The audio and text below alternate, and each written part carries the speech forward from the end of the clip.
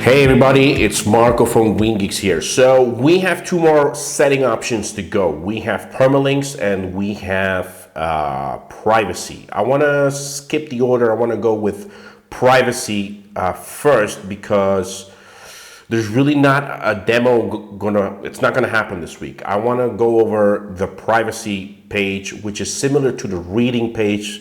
If you follow along previous video where I set the home page and you can set the blog post page, the privacy page allows you to set a privacy policy page. Now, why is this important and why is it there? Well, I'm not going to get into the nitty-gritty details about this, but there's a couple of things going on within the world, the digital world that has to do with privacy, and it has to do with the way websites collect information about visitors, specifically with cookies, how you can track people, and how you can have access to certain type of information when it comes to people going into your site.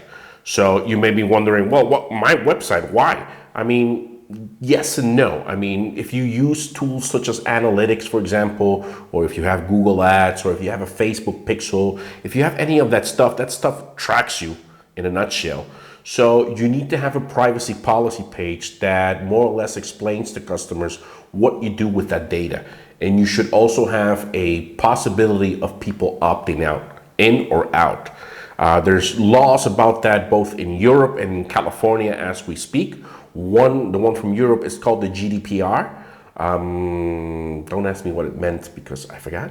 And the other one is the CCPA, which is the California one. It's the Privacy Act, and it has to do with how information is stored, accessed, and used by people who own websites. And the goal here is to protect people's privacy.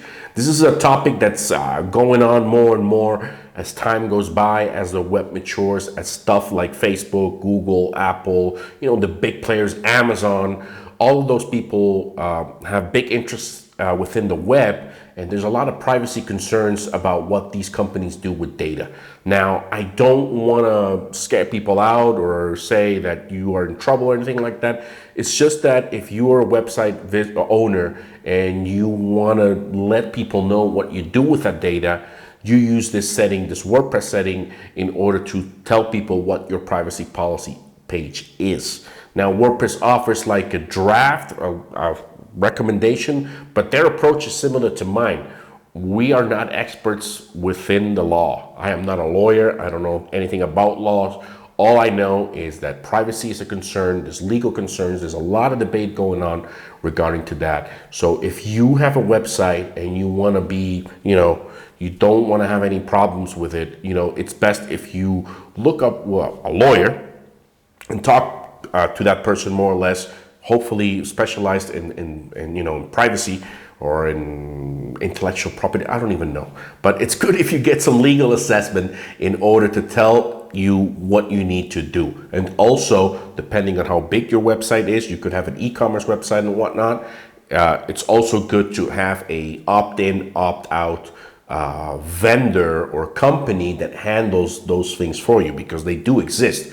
Like, for example, I visit your website. I'm sure you've seen it. You visit big websites, you get this consent banner saying, do you want to opt in? Do you want to opt out? And depending on what you do, these cookies get deleted, disabled. They do all the stuff behind the scenes. Of course, it's not free, but hey, there are options out there. I can't list them because I'm not a legal expert, but if you are concerned about this, read more about GDPR and CCPA online. And that was really it. This video was really more of explaining the reasoning behind this setting, and I'll see you guys next week. Bye-bye.